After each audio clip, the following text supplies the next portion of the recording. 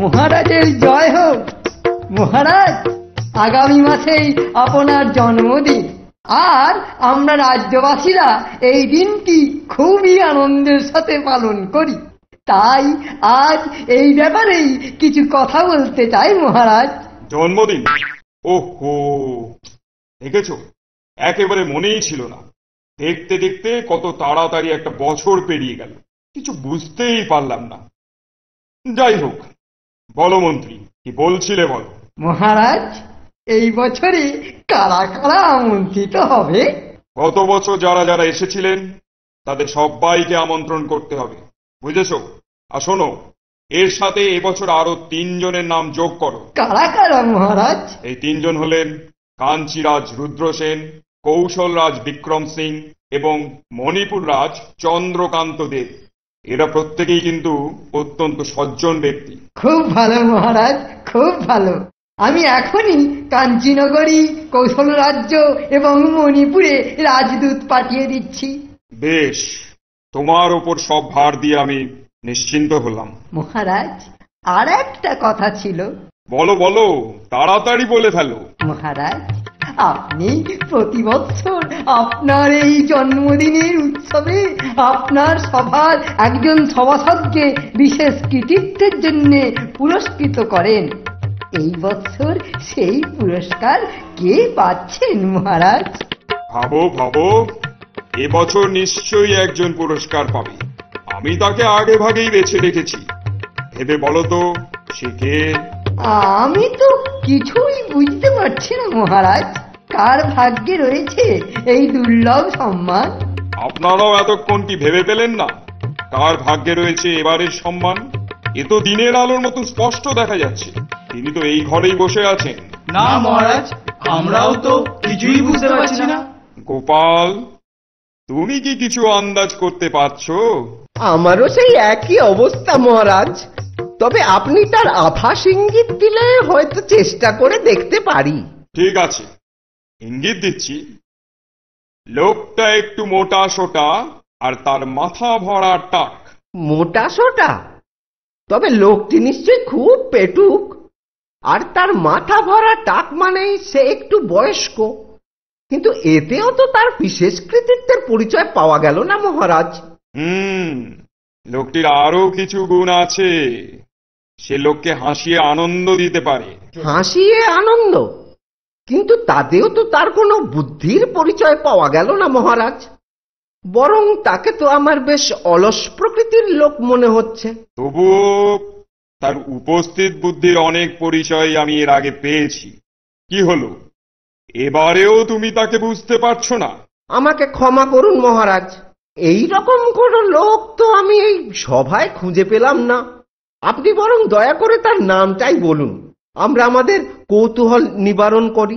একান্ত যখন জানতে চাইছো তাই বলছি। তার নাম হলো শ্রীযুক্ত গোপাল চন্দ্র ভান্ডারী। গোপাল চন্দ্র ভান্ডারী? একটু সেকেলে নাম। আর নাম যখন গোপাল, তখন একটু নাড়ু গোপালের মতন দেখতে হবে। তাতে আর আশ্চর্য কি মহারাজ? তা বেশ, আপনার যাকে ভালো মনে হয়েছে তাকেই আপনি। আরে, এটা তো আমারই নাম।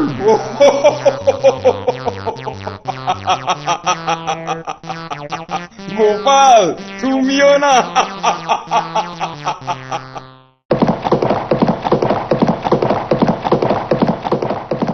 বাহ, দেখতে দেখতে কদিনের মধ্যেই কৃষ্ণনগর রাজ্যের সীমানায় এসে পৌঁছে গেলাম। আরে, সামনে দূরে কে যেন হাত নেড়ে আমাকে থামতে বলছে।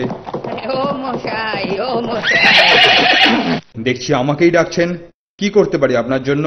হে মহানুভব, আমার মনে হচ্ছে আপনি শহরেই যাচ্ছেন।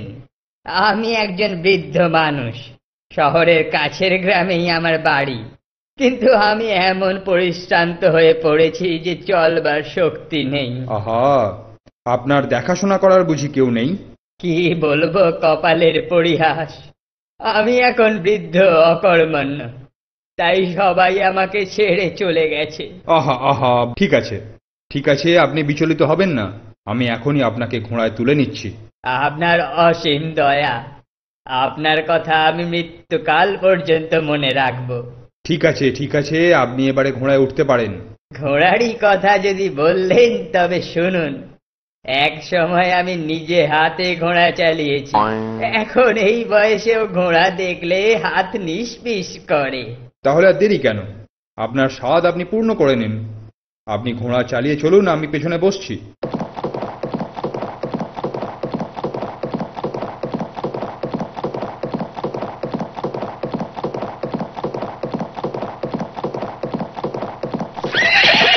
আরে, আপনি হঠাৎ ঘোড়া থামিয়ে দিলেন। আপনি কি এইখানেই নামবেন? এবার আপনি নেমে পড়ুন। আচ্ছা, এই আমি ঘোড়া থেকে নেমে পড়লাম। এবার আপনাকে নামতে সাহায্য করছি। আরে, আপনি খামোকা আমাকে নামিয়ে দিতে চাইছেন কেন? এই তো বললেন আপনার গ্রাম এসে গেছে। সে তো বুঝলুম, কিন্তু আপনি আমাকে এই আমার ঘোড়া থেকে নামিয়ে দেওয়ার কে শুনি? তার মানে? মানে আবার কি? এটা তো আমার ঘোড়া, আপনি বলছেন আমি নেবে যাব? এ আবার কোন দেশীয় রীতি বাপু? আপনি তো এতক্ষণ আমার ঘোড়াতে চড়েই এলেন, এবার মানে নিজের পথ দেখুন। যান বলছি। আশ্চর্য লোক তো আপনি। রাস্তায় দাঁড়িয়েছিলেন, হাঁটার শক্তি ছিল না, আমিই আপনাকে ঘোড়ায় উঠিয়ে নিয়ে এলাম, আর আপনি এখন বলছেন আপনার ঘোড়া। খুব ভালো অভিনয় জানেন তো আপনি। আমি তখনই বুঝেছিলাম আপনি এই রকমটাই করবেন। তখন থেকে খালি কথা ঘোরানোর চেষ্টা। আমারও 3 বয়স হলো, লোক চিনতে আর বাকি নেই। বলে কিনা ওর ঘোড়া। ইয়ার কি হচ্ছে? এক্ষুনি ঘোড়া থেকে নেমে যান, না হলে জোর করে নামিয়ে দেবো। অত সস্তা? আমি চেঁচিয়ে এক্ষুনি লোক জড়ো করছি। আরে কে কোথায় আছেন? বাঁচান বাঁচান, মেরে ফেললো, বাঁচান! আরে কে কোথায় আছেন? কি হয়েছে? চেঁচাচ্ছ কেন খুড়ো? দেখুন না মশাইরা, এই দুষ্ট লোকটা আমার ঘোড়াটা চুরি করতে চায়। আরে না, একদম ভুল। এই বুড়োটা একটা মিথ্যেবাদী। এতক্ষণ আমার ঘোড়ায় চড়ে এবার আমাকেই ঘোড়া থেকে বেদখল করার ধান্দা। এই, নেমে এসো বলছি। দাঁড়ান, ব্যাপারটা বুঝতে দিন। ঘোড়াটা যখন আপনার বলছেন, তাহলে এই বৃদ্ধ ঘোড়ার ওপরে কেন? আপনি এবার নিচে দাঁড়িয়ে আছেন কেন? আরে এটাই তোর কারসাজি। এ তো বড়ই জটিল সমস্যা হে। এই ভদ্রলোক মনে হয় সত্যি কথাই বলছে। আরে এ তো দিনের আলোর মতো পরিষ্কার দেখা যাচ্ছে। আমি ঘোড়ার উপর বসে আছি, ঘোড়া আমার। অযথা ঝামেলা না বাড়িয়ে বরং মহারাজ কৃষ্ণচন্দ্রের কাছে চলুন, তিনি এর একটা বিহিত করে দেবেন। হ্যাঁ, ঠিক, এক্ষুনি যাওয়া যাক। রাজবাড়ি বেশি দূর নয়। হ্যাঁ, চলুন তো, আমি রাজি। আমারও কোনো আপত্তি নেই, তবে ও বেটাকে আগে ঘোড়া থেকে নামান। ও যেন আমাদের সঙ্গেই হেঁটে যায়। আপনাদের দুজনের অভিযোগই আমি মন দিয়ে শুনলাম। ব্যাপারটা বড়ই জটিল। আপনাদের মধ্যে একজন মিথ্যে কথা বলছেন, আবার তিনি আমার সামনে দাঁড়িয়েও আছেন। যেই হন, এ তার খুবই দুঃসাহস।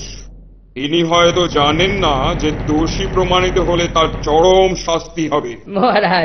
মহারাজ, আমাকে কি দেখে আপনি বুঝতে পারছেন না যে আমার পক্ষে কারোর ঘোড়া চুরি করা সম্ভব নয়? ওই পাজিটাকেই এখন ধরে জেলে পুরছেন না কেন? মহারাজ, এই লোকটির কাতর মুখ দেখে আপনি ভুলবেন না। ঠিক এই রকম ভাবেই আমি ঠকেছিলাম। আমি পরদেশী, শুনেছি আপনার রাজসভায় কখনো অন্যায়ের সাথে আপোষ হয় না। মহারাজ, আপনি ন্যায় বিচার করুন। তোমরা দেখছি আমাকে ভাবিয়ে তুললে। তোমাদের যা ভাবগতিক, তাতে তোমাদের কাউকেই আমার চোর বলে বিশ্বাস হয় না। অথচ মজার কথা যে তোমাদের একজন চোর। ঠিক আছে, এর বিহিত এখনই করছি। গোপাল। আজ্ঞা করুন মহারাজ। গোপাল, তুমি তো প্রথম থেকে সবই শুনেছ। এখন যত তাড়াতাড়ি সম্ভব এর একটা বিহিত করে আমার সম্মান রক্ষা করো। এর বিহিত করা এমন একটা কিছু শক্ত কাজ নয় মহারাজ, তবে আজকে আমি কিছু করব না। যা বিচার সব কাল করব মহারাজ। কেন কাল কেন? যা হবার আজই হোক। বললাম তো, যা বলার আমি কাল বলবো। আজ আপাতত আপনাদের এই ঘোড়াটা আমার জিম্মায় থাকুক। কাল সকাল বেলায় আপনারা আসবেন। শুনলেন তো, আপনারা এখন আসুন। মহারাজ, এবার ঘোড়াটিকে দয়া করে আপনার ওই বিশাল অশ্বশালায় পাঠিয়ে দেবার ব্যবস্থা করুন।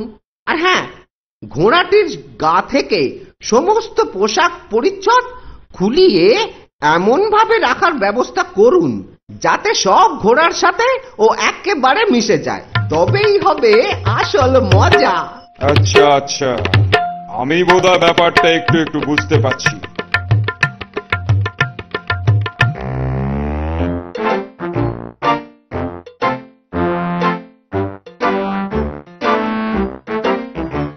মহারাজ, গোপালের কথা মতো গতকালের সেই দুজন আজ এসেছে বিচার চাইতে। ঠিক আছে, ওদের ডেকে পাঠাও। মহারাজের জয় হোক। মহারাজ, আপনার কথা মতো আমি এই সকাল সকালই চলে এসেছি। কোনো সিদ্ধান্তে কি এলেন? গতকাল সারা রাত আমার ঘুম হয়নি। আপনারা একটু ধৈর্য ধরুন, কিছুক্ষণের মধ্যেই এর মীমাংসা হয়ে যাবে। গোপাল, তোমার কাজ শুরু করো। মহারাজ, প্রথমে এই বৃদ্ধ মানুষটির কথাই ধরা যাক। উনি বলছেন ঘোড়াটি ওর নিজের, তাই তো? নিজের মানে সেই ছোট্টবেলা থেকে ওকে মানুষ করেছি। আহা, কি সুন্দর ডাকে, চি চি। বেশ, মানুষই যখন করেছেন তখন তাকে চিনতে আপনার কোনো অসুবিধা হবে না মনে হয়। ঘোড়াটি মহারাজের অশ্বশালায় আছে, আমাদের লোক আপনাকে সেখানে নিয়ে যাচ্ছে। আপনি ঘোড়াটাকে নিয়ে আসুন। কোথায় কোথায় অশ্বশালা? আমি এখনই গিয়ে তাকে নিয়ে আসছি। ওই মাটি করেছে, এই এত ঘোড়ার মাঝে আমার ঘোড়াটা কোথায়? ওই তো, না না না না, ওই তো, না না না, ওইটা ওইটা, না না না, তাহলে ওইটা। এ কি রে বাবা, এই যে কিছুই ভেবে পাচ্ছি না। এইরকম ভাবে কি খোঁজা যায়? তোমরা নিশ্চয়ই কোনো মতলব করেছো।